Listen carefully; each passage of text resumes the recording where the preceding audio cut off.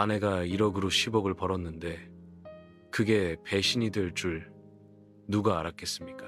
제가 52살에 이런 어이없는 상황을 겪을 줄 누가 상상이나 했겠어요? 20년 넘게 믿었던 아내가 제 등 뒤에서 비트코인으로 10억을 벌어놓고도 숨겼다가 결국 그 돈 때문에 우리 가정이 완전히 무너져 버렸다는 겁니다. 저는 박민수, 서울에서 중견기업 부장으로 일하고 있습니다. 월급은 세후 450만 원 정도로 그리 많지 않지만 20년간 성실하게 살림을 꾸려왔어요. 아내 지혜는 전업주부로 집안일을 맡아왔고 고3인 딸 하나와 중2인 아들을 키우고 있죠.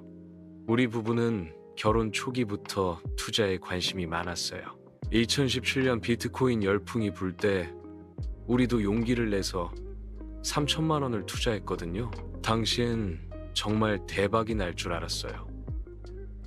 여보, 이거 완전 대박이야. 한 달 만에 50% 올랐어. 지혜가 흥분해서 말하던 모습이 아직도 생생해요. 하지만 그 기쁨도 잠깐. 2018년 코인 대폭락으로 우리는 2천만 원을 날려버렸어요. 3천만 원이 1천만 원이 되어버린 거죠.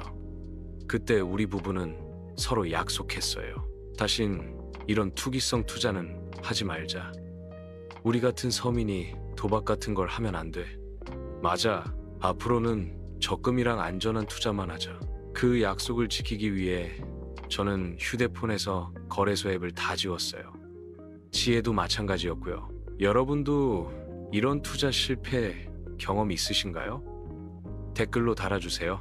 그 후로 우리는 정말 성실하게 살았어요. 매달 적금 150만 원씩 넣고 보험료 내고 아이들 학원비 대느라 빠듯했지만 그래도 행복했죠. 특히 지혜는 가계부를 꼼꼼히 적으며 돈 관리를 정말 잘했어요. 여보, 이번 달도 목표 달성했어. 150만 원 적금 넣고도 30만 원 여유 있어. 우리 와이프 정말 대단해. 이렇게 아껴서 모으면 5년 후엔 집도 살 수 있을 거야. 저희는 전세로 살고 있었거든요. 2억 5천만 원짜리 아파트에서 전세금 2억을 내고 사는데 언젠가는 내 집을 마련하는 게 꿈이었어요. 그런데 문제는 집값이 너무 빨리 오르는 거였어요. 2020년부터 부동산이 미친 듯이 오르면서 우리가 살던 아파트도 4억이 넘어갔거든요. 여보, 이대로 가면 우리 언제 집 살 수 있을까? 적금 모으는 속도보다 집값 오르는 속도가 더 빨라. 지혜가 한숨을 쉬며 말했어요. 그래도 조급해하지 말자. 우리 꾸준히 모으면 언젠간 기회가 올 거야. 섣불리 투자했다가 또 이러면 어떡해? 저는 지혜를 달랬지만 속으로는 저도 답답했어요. 월급만으로는 도저히 집값을 따라갈 수 없을 것 같았거든요. 2021년 말 비트코인이 또다시 폭등하기 시작했어요. 뉴스에서 연일 비트코인 사상 최고가 이런 소식이 나왔죠. 그때 저도 마음이 흔들렸어요. 여보, 이번엔 좀 다른 것 같아. 적금 만기된 게 3천만 원 있잖아? 그걸로 코인 단타 한 번만 해보자. 금방 들어갔다 나오는 거야. 안 돼요. 여보가 예전에 뭐라고 했어요? 투기하면 안 된다고 했잖아요. 지혜가 강하게 반대했어요. 불장에 잘못 올라탔다가 고점에서 물리면 어떡할 거예요? 우리 전세 만료되면 전세금 올려줘야 하는데 지금 모아둔 돈도 빠듯해요. 지혜의 말이 맞았어요.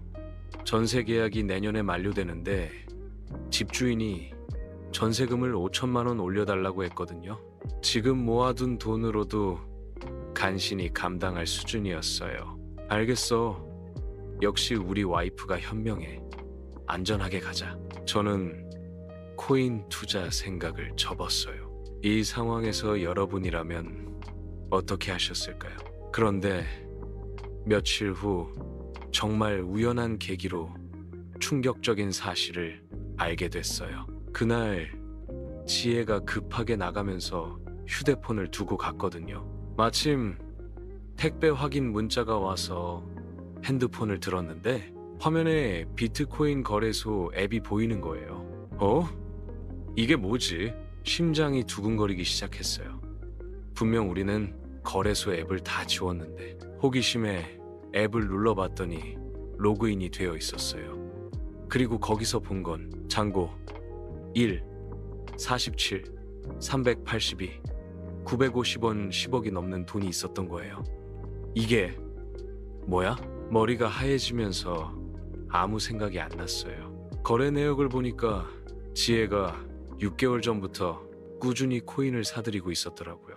처음 투자 금액은 1억 원. 그런데 그게 10억이 넘게 불어나 있었던 거죠. 1억? 우리가 어디서 1억을? 그때 떠오른 게 만기된 적금이었어요. 지혜가 관리하는 적금 중에 1억짜리가 하나 있었거든요. 아이들 교육비 명목으로 모아둔 돈이었는데 지혜가 집에 돌아왔을 때 저는 조용히 물어봤어요.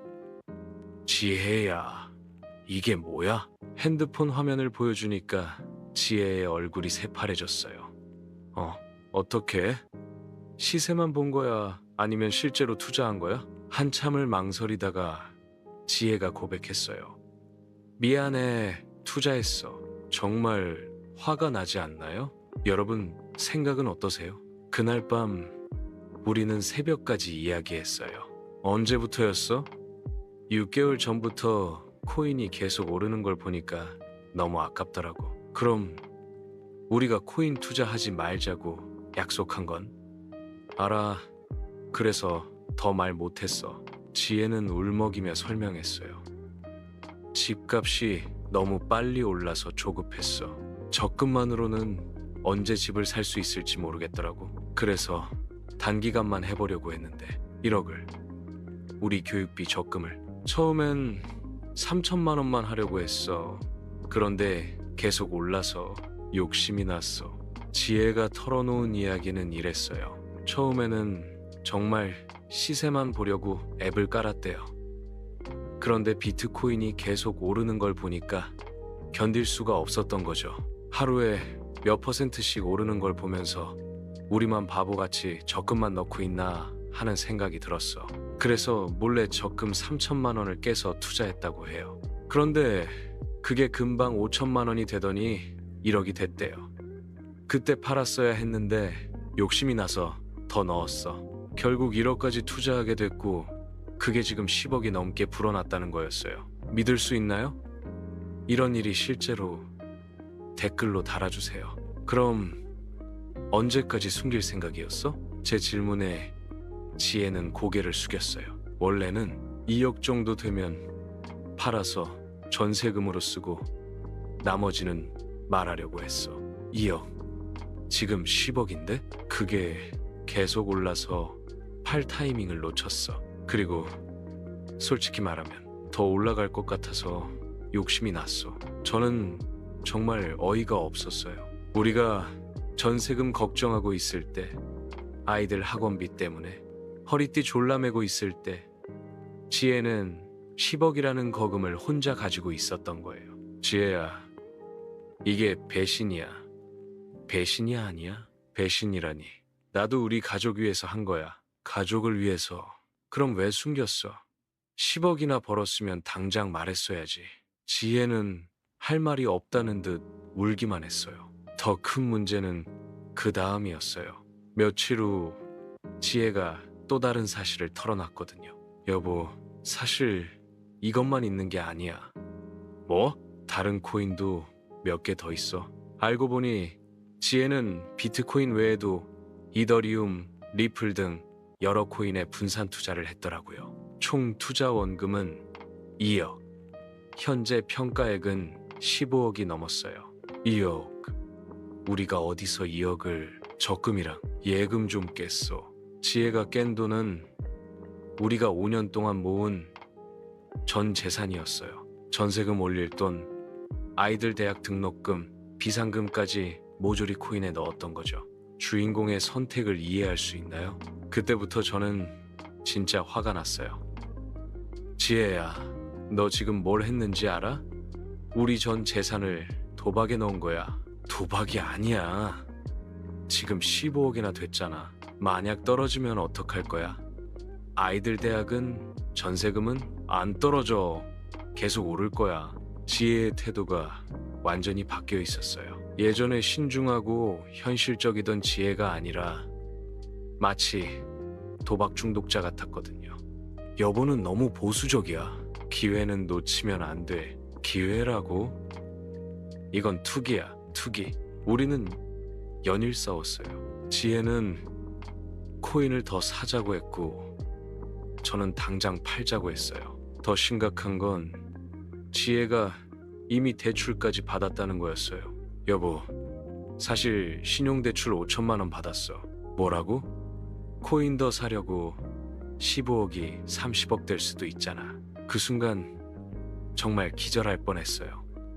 우리는 원래 빚이 없는 가정이었거든요. 그런데 지혜가 제 동의도 없이 대출을 받아서 코인에 투자했다니. 지혜야, 너 정신이 나갔어. 대출까지 받아서 코인을? 걱정 마. 이미 3배 이상 수익 났으니까 대출금은 언제든지 갚을 수 있어. 지혜는 완전히 다른 사람이 되어 있었어요. 과연 어떤 결말이 기다리고 있을까요? 그런데 정말 예상치 못한 일이 벌어졌어요. 2022년 초 비트코인이 대폭락하기 시작한 거예요. 15억이던 평가액이 하루아침에 10억으로 떨어졌어요. 지혜야, 이제라도 팔자. 아니야, 일시적 조정이야.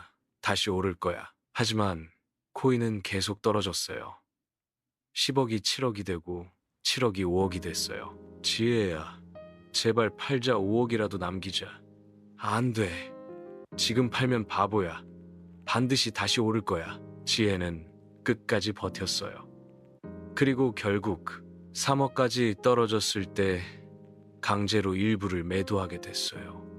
신용대출 이자를 감당할 수 없어서였거든요. 하지만 그것도 잠깐.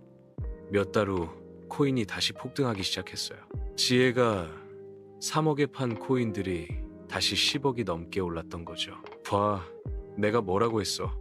팔지 말았어야 했는데. 지혜는 자신이 옳았다며 더욱 확신에 찼어요. 그리고 남은 돈으로 또다시 코인을 사기 시작했어요. 이번엔 진짜 대박이야. 20억도 가능해. 하지만 저는 더 이상 참을 수 없었어요. 이런 반전 예상하셨나요? 댓글로 달아주세요. 결국 저는 극단적인 선택을 했어요. 지혜 몰래 변호사를 찾아갔거든요. 아내가 제 동의 없이 공동재산으로 투자한 건 법적으로 문제가 될까요? 부부 공동재산이라도 일정 금액 이상은 배우자 동의가 필요합니다. 특히 대출까지 받았다면 더욱 그렇죠. 변호사의 조언에 따라 저는 지혜와 재산 분할 협의를 시작했어요. 여보가 뭘 하는 거야? 지혜야, 우리 이혼하자. 이혼? 갑자기 왜? 넌 더 이상 내 아내가 아니야. 도박꾼이지. 지혜는 눈물을 흘리며 사과했지만 이미 늦었어요. 신뢰는 완전히 깨져버렸거든요. 재산 분할 과정에서 더 충격적인 사실들이 드러났어요. 지혜가 제 명의로도 대출을 받았다는 거였어요. 신용카드 현금 서비스, 카드론까지 합쳐서 총 1억 5천만 원의 빚이 있었던 거죠. 언제 내 명의로 대출을? 여보, 도장이랑 신분증으로 미안해. 그것도 모자라서. 지혜는 제 부모님께도 거짓말을 했더라고요. 아버님, 민수가 사업 자금이 필요하다고 해서 3천만 원만 빌려주세요. 제가 전혀 모르는 사이에 부모님한테서 3천만 원을 빌려서 코인에 넣었던 거예요. 이제야 모든 퍼즐이 맞춰지네요. 여러분도 그렇게 생각하시나요? 법원에서 재산 분할 심리가 진행됐어요. 피고 지혜는 원고 저의 동의 없이 부부 공동재산을 고위험 투자에 사용했고, 심지어 원고 명의로 대출까지 받았습니다. 제 변호사가 주장했어요.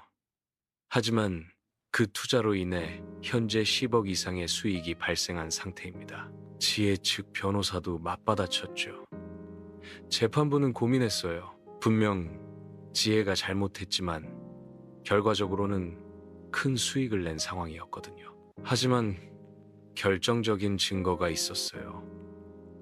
지혜가 코인 투자 관련해서 인터넷 커뮤니티에 올린 글들이었어요. 남편 몰래 코인 투자 중인데 대박 났어요. 바보같이 적금만 넣자고 하는 남편은 모르게 하는 게 최고예요. 남편 명의로 대출받는 방법 아시는 분? 수익 났어도 남편한테 말 안 할 거예요.